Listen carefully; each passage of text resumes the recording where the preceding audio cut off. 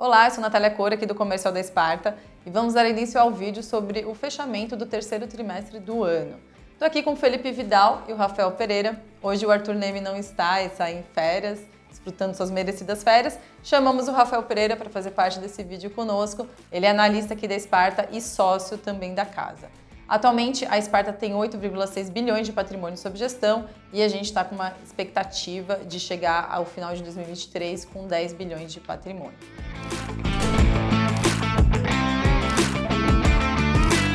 Bom, vamos começar. A gente pontuou no último trimestre sobre a questão do movimento que o mercado de crédito teve, né? E que foi muito mais por conta de fluxo de negociação do que propriamente ali sobre um risco maior dessa classe de crédito privado. Então, nesse ambiente, como que vocês trabalharam com as nossas carteiras? E se vocês puderem falar um pouquinho também de como que foi ali o volume do mercado secundário, onde que vocês estavam enxergando as melhores oportunidades? Bom, boa tarde.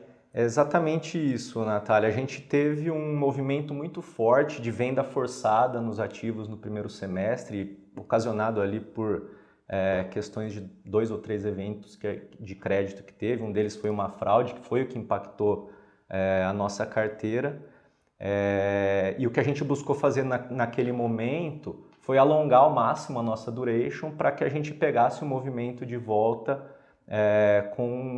entregando um retorno maior do que o que a gente teve de marcação a mercado na abertura.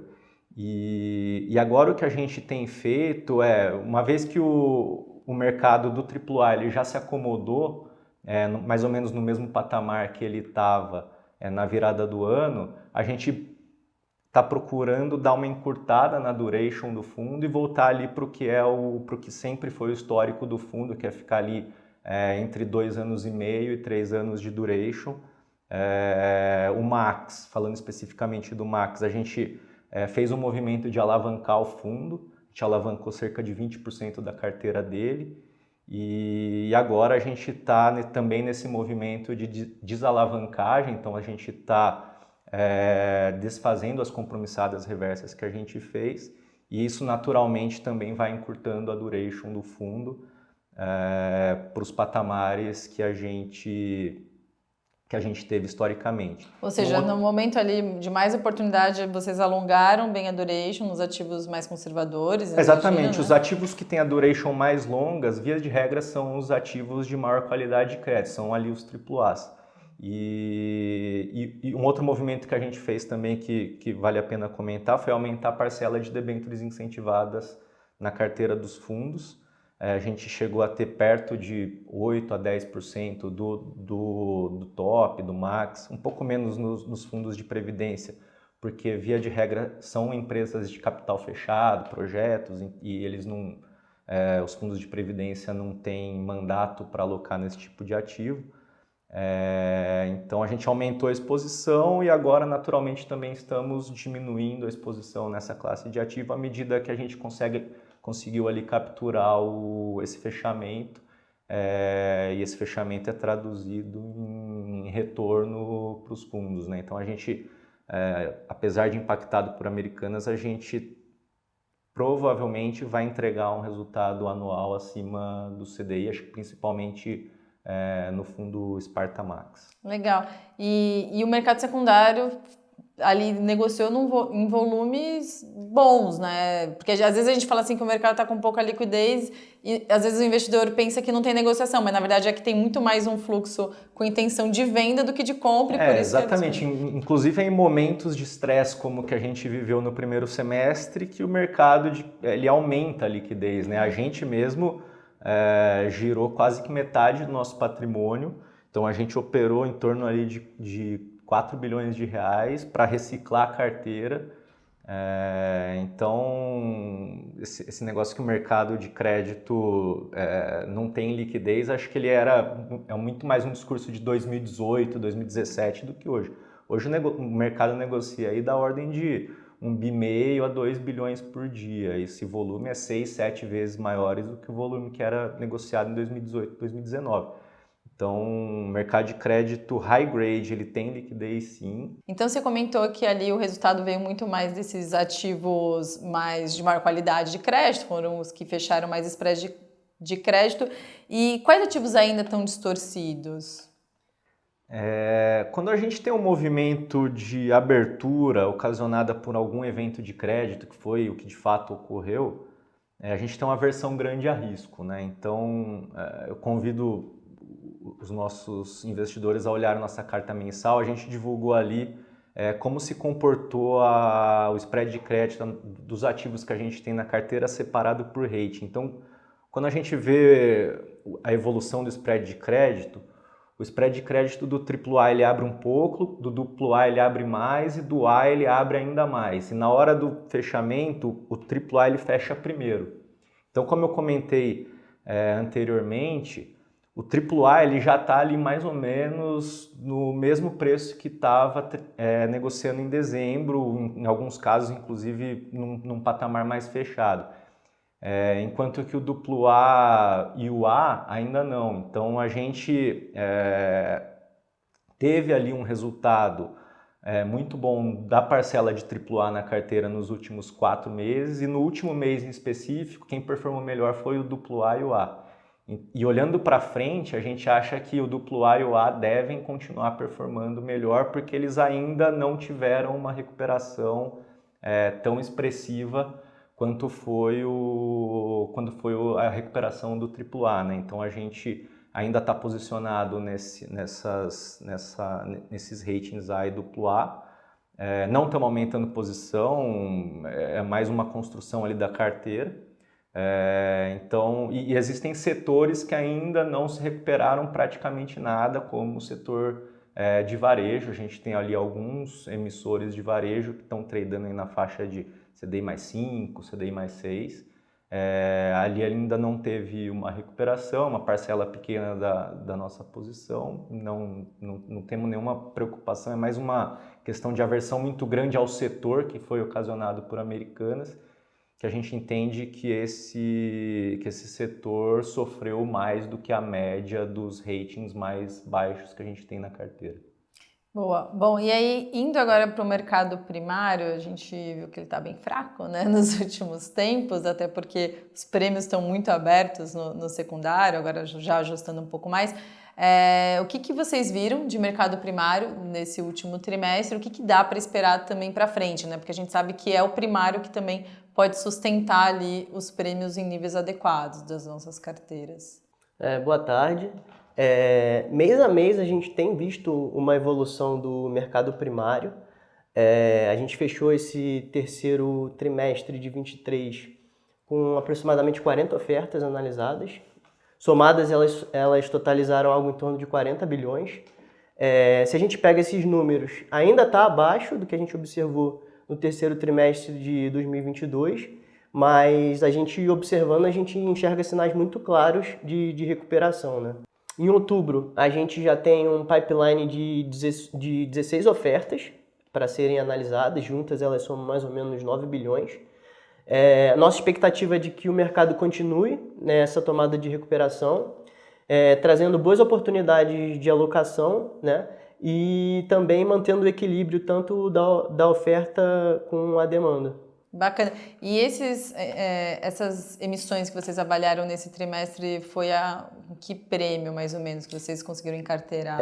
Desse último mês de setembro, a gente teve um spread médio de mais ou menos 2,2. Legal, boa. Então, em linha com o carrego até das estratégias. Exato. Só para complementar, então, falando em números, né, no primeiro trimestre, que foi onde está batendo toda aquela bagunça com o mercado de crédito, a gente teve mais ou menos um volume de ofertas de 8 bi, depois foi para 24 e agora no terceiro tri 40. Se pegar o quarto tri do ano de 2022, foi da ordem de 60, então a gente ainda está um pouco abaixo. Mas 22 foi muito forte também, né? Mas 22 foi um ano recorde, exatamente. E como o primeiro semestre agora foi muito fraco, as empresas têm as suas necessidades de rolagem das dívidas que vencem em 2024.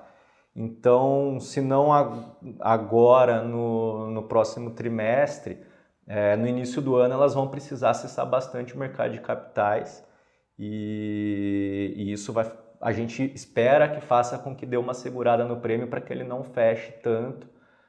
Claro que fechar o spread é bom para o investidor que está alocado, porque isso é um lucro para o investidor, mas para fazer a realocação dos novos recursos que entram e dos juros e amortizações que a gente recebe, a gente gosta que o spread ele permaneça mais elevado por mais tempo, e justamente por isso que a gente procura fazer alocações pelo menos ali numa taxa média próxima à taxa média da nossa carteira.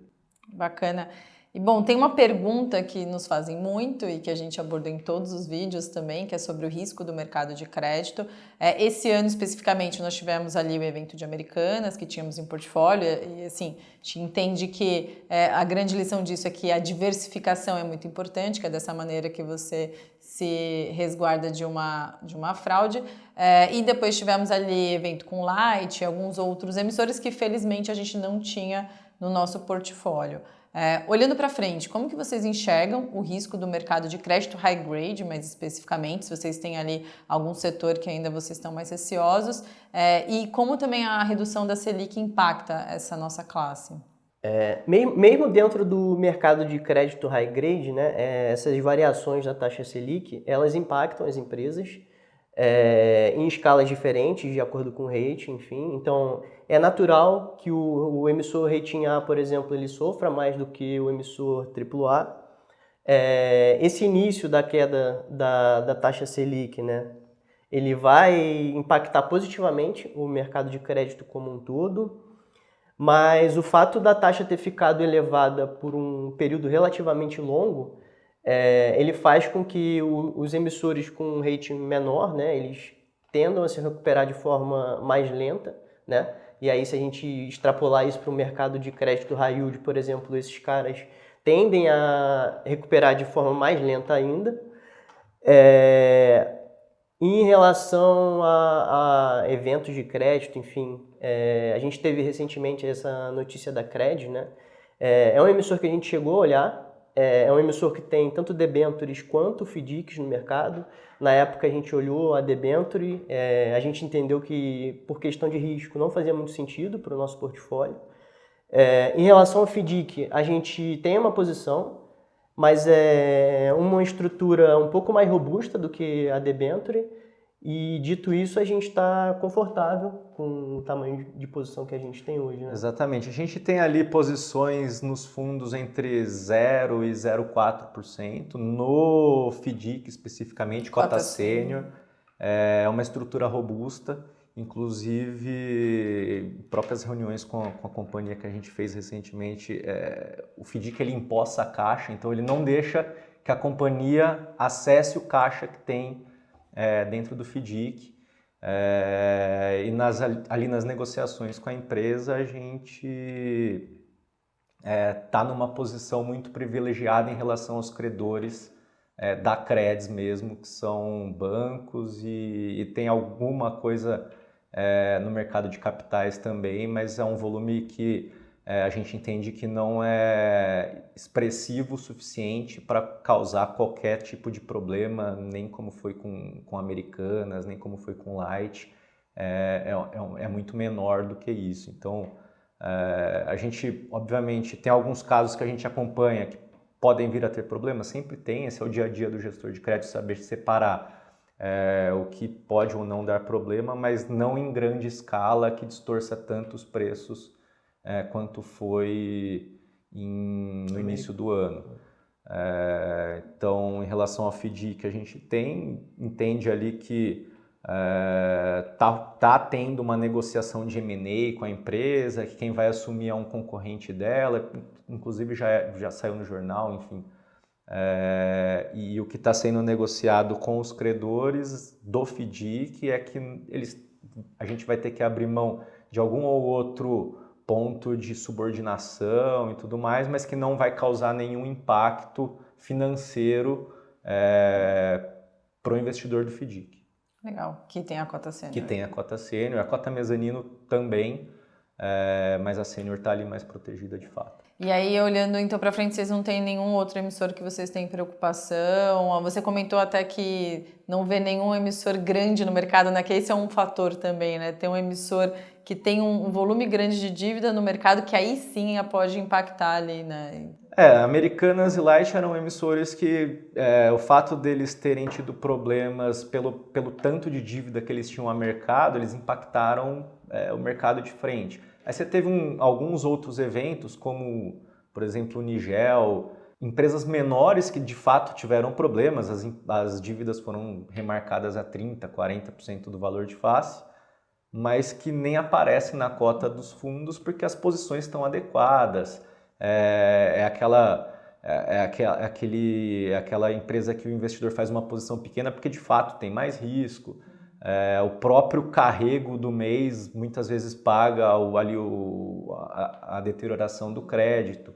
Então, quando a gente olha as empresas que a gente acha que podem ter algum tipo de problema, a gente não enxerga nenhuma que seja muito grande assim, a ponto de deteriorar a classe de ativo novamente. Legal, boa notícia. E lembrando que a gente tem muito essa característica nos nossos portfólios de diversificar as carteiras, então a maior posição hoje dos nossos produtos é algo em torno de 3%, e Sparta Top, por exemplo, tem ali uma carteira de 170 emissores, né? Então acho que isso é legal também enfatizar. E aí, bom, indo um pouco para os nossos indexadores, o nosso indexador dos fundos de inflação é o IMAB5, e agora nos últimos meses ele teve ali um impacto até com um efeito colateral dos movimentos que a gente viu dos mercados externos. E aí eu queria entender de vocês como que vocês observam o IMAB5 para frente. Olha, adivinhar o resultado de uma B5 no mês seguinte, a gente acha que é algo muito difícil. Eu sei que o investidor gosta de saber isso, mas é muito difícil e para não dizer impossível. Existem muitos fatores que podem impactar a inflação aqui, inflação lá fora, juro aqui, juro lá fora, canetada, guerra, enfim, é muito difícil de prever. Mas o que a gente gosta do indexador é que para o investidor que tolera ali uma volatilidade na casa de 3%, ele é um indexador bom, ele no longo prazo ele bate o CDI rendeu ali nos últimos 10, 12 anos na casa de CDI mais 2, só que a contrapartida dele é ter um pouco mais de volatilidade. Então você pega agora esse mês que foi um mês de aversão a risco grande no exterior, onde as treasuries estão negociando numa taxa bem mais elevada, está tendo uma abertura no mercado americano, o IMAB5 ele ainda assim entregou um retorno positivo, ligeiramente positivo, mas positivo no mês de setembro. Ao contrário de outros indexadores, como o IMAB ou o IMAB5+, que entregaram retornos negativos. A gente gosta do IMAB5 justamente por isso, ele é equilibrado, a duration dele é curta, ele protege de fato de surpresas positivas de inflação, e hoje ele está com uma yield na casa de IPCA mais 6. Então, para o investidor de longo prazo que tolera a volatilidade, a gente acha que é o melhor indexador que ele pode estar. É claro, existem momentos que não vai performar tão bem, vai perder do CDI em uma janela de 2, 3 meses, mas é quase que impensável o indexador ter um retorno negativo no ano, né? Isso nunca aconteceu e não deve acontecer. Tá bom, ótimo. E bom, por último, a gente queria tratar o assunto sobre as debêntures incentivadas. A gente falou muito desses nossos produtos nos últimos vídeos e temos falado muito com os nossos parceiros, porque até como você comentou ali, a gente comprou muito ativo incentivado, inclusive para carteiras que não carregam a isenção fiscal, justamente pela oportunidade que isso abriu. E bom, nós temos hoje 4 estratégias hoje que os investidores podem acessar de incentivadas. Uma delas a gente fechou para captação, vai fechar para captação agora, na verdade vai ficar aberta até dia 30 de outubro, e nós estamos fechando o feeder com 30 dias para resgate, o com 45 fica aberto. E aí eu queria que vocês comentassem um pouco dessa nossa decisão de fechar o feeder com 30 dias de resgate, já dar ali um pouquinho de informação sobre como que vocês estão vendo o mercado de debêntures incentivadas.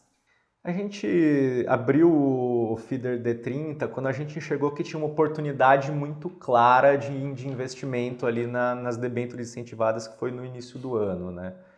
E num primeiro momento a gente abriu por uma janela curta e depois, a pedido de muitos investidores, a gente abriu e deixou o Feeder aberto até essa decisão agora de fechar.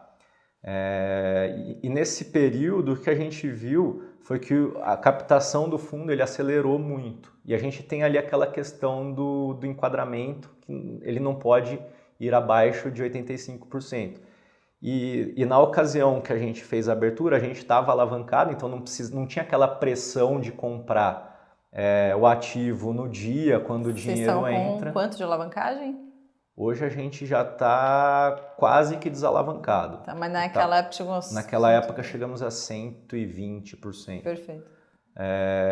Então gera ali uma pressão muito compradora que não necessariamente a gente consegue no dia alocar bem aquele recurso. Então a gente opta por fechar o feeder mais curto para dar uma desacelerada na captação, foi isso que a gente fez no ano passado. E vamos manter o feeder D45 aberto para os investidores que ainda assim quiseram acessar a estratégia, e dessa maneira a gente também qualifica o nosso passivo, né, no sentido de que o feeder é mais longo, então ele tem ali um resgate menor. A gente tem um prazo maior para caso venha a ter resgate, então, e o cliente ele resgata menos justamente porque é um feeder mais longo mesmo. Ou seja, tudo por conta do ritmo de captação. Vocês Exatamente. querem, para alocar melhor, é melhor ter essa captação mais espaçada. Perfeito, exatamente. E aí, sobre o mercado de incentivadas, então, o que vocês estão observando, seja de primário, seja o secundário? A gente está sempre avaliando qual é o melhor risco-retorno para estar dentro dos fundos, né? A gente, ali em mês de fevereiro, março, a gente procurou alongar ao máximo a duration do fundo, justamente porque os preços estavam muito atrativos. E agora o que a gente vê já é um spread que ele está mais adequado à normalidade do mercado de debêntures incentivadas. Então a gente acha que não faz sentido estar tão longo. Até por isso que, como eu comentei, a gente está buscando desalavancar e dar uma encurtada na duration para trazer ela mais próximo da duration que é o histórico do fundo ali, entre 3,5 e 4 anos. A gente chegou acima de 5, se eu não me engano, no mês de março, abril. Então é um pouco disso do que a gente está fazendo. A gente procura sempre vender ativos que a gente tem uma exposição maior, para comprar ativos que a gente tem menos exposição, para diversificar ao máximo a nossa carteira. É o que a gente sempre fez no histórico do fundo e é o que a gente continua fazendo hoje. Tá ótimo. Bom, gente, obrigada pelo tempo de vocês. Então, gostaria de falar para todos que o nosso fundo de debêntures incentivadas, com 30 dias para resgate, fecha no dia 31 de outubro ou até ele atingir um patrimônio de 600 milhões por conta dessa questão de ritmo de captação.